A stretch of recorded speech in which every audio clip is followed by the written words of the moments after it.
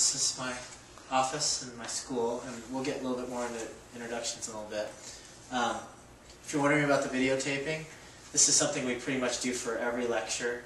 We're going to be videotaping you guys a lot for your sake, and we'll review those with you. And if we notice any deficiencies in the learning process, we can show you guys firsthand. And we've used that pretty successfully as a teaching aid. Also,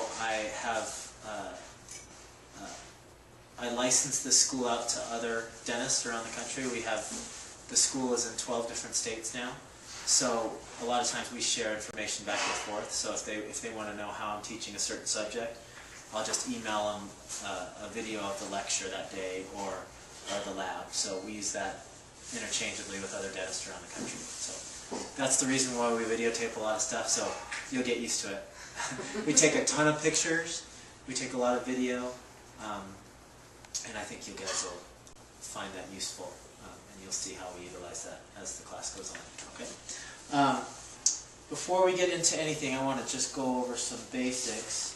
I want to explain how the class goes. First of all, obviously we meet every Tuesday and Thursday from 5 to 8. And I think that most times you guys are going to go all the way to the end. We found that usually 3 hours isn't enough time to cover all of the material. Some days, maybe tonight, you guys might get out a little early, but we found that the classes usually go to 8:15, 8:30, sometimes 9 o'clock. But if we stay on task, we usually get out of here by 8 o'clock, hopefully 8:15. So let me just explain just a rough outline of how the class works. So it's 3 hours, Tuesdays and Thursdays. For the first hour, you'll hear me lecturing about a certain subject area, and you guys will, if you look inside your notebooks, you'll see that there's a whole outline of the particular topic that we're covering, and there'll be certain blanks that you have to fill in. So we used to have it so that you guys would just have to write notes, and it was taking, an hour and a half, 2 hours for every lecture, because we cover a lot of information. So now what we've done is we've listed the entire outline, and then we just have a blank, and you guys just fill in that one blank. It keeps you guys engaged, and for important terms, you write it down, and it helps you remember it. Okay, and you don't have to write every single little thing down that I say. It's easier to follow along. And you'll see that notebook is probably about 300 pages. You guys are going to pretty much read and memorize the entire book. So that's a lot to cover in 13 weeks. So the faster we can get through the lectures, the more we can discuss it, and the more it'll stick in your brain without having to do little things like write down every single little word and worry about spelling and all that stuff. So the first hour of the 3 hours is me lecturing like this. And then you get a little break. You can go have dinner. It's usually about 15 minutes to a half-hour break. You can go have dinner, grab a cup of coffee. We always have refreshments in the back. And the second 2 hours is with Jessica and Darla in the operatories, and you'll actually be doing the physical practicing of the actual hands-on dental assisting stuff. So obviously you get 1 hour with me, and then 2 hours with the girls in the back. The 2 hours with the girls in the back is the important stuff. I mean, it's all really important. The background information and the theory is with me, but the actual hands-on doing the stuff is with the girls in the back. And they know how to dental assist a lot better than I do, because I'm not a dental assistant. So they're gonna show you guys how to do it correctly. And they're really good. And we've done this for 4 years now, and we've probably, I don't even know how many graduates we have, probably a couple hundred, maybe 250 graduates so far. If you apply yourself, you get a job right away.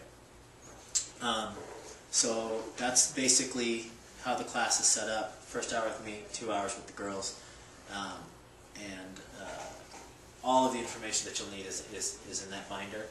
And you don't even have to worry about reading ahead unless you have interest in that. But we'll go over each one of those lectures in order. So the way we do it with the tests and quizzes, tests are every Tuesday over the information given by me on Tuesday and Thursday. Okay, so next Tuesday you'll have a test based on today's lecture and tomorrow's lecture. Okay? Thursdays are your quizzes, and those are over the Tuesday lecture. Okay, so I'm lecturing tonight. On Thursday you're going to have a quiz over that. It's a quick, usually 5-question quiz, but it keeps you guys on task and making sure that you're doing your reading and understanding the stuff as it comes. Because if you get behind, it kind of has a cumulative effect, and it's hard to catch up.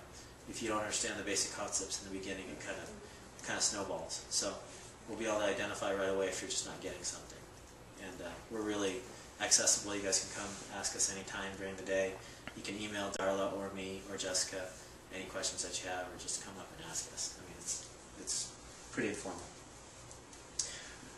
And then we're also going to have practical tests. You have lectures and reading for the stuff that you're going to do in the back with Darla and Jessica.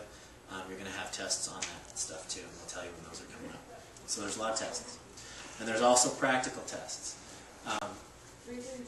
which basically, practical tests are, for instance, a filling procedure is several steps. You have to know which instruments and the names of them. You have to know what order materials are used. You have to know how to pass the instruments to the dentist.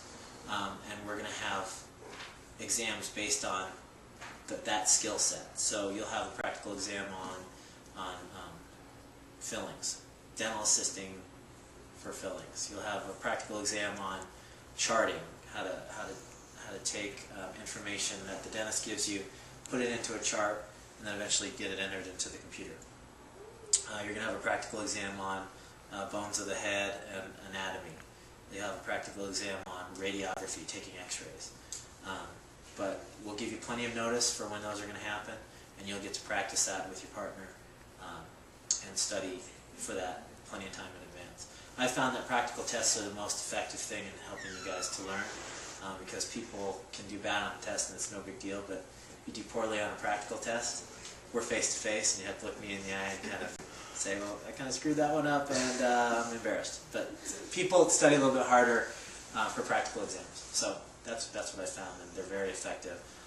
The last class that we graduated from here had the most practical exams that we've ever given, and they were really ready. The best class that we've ever had was last semester.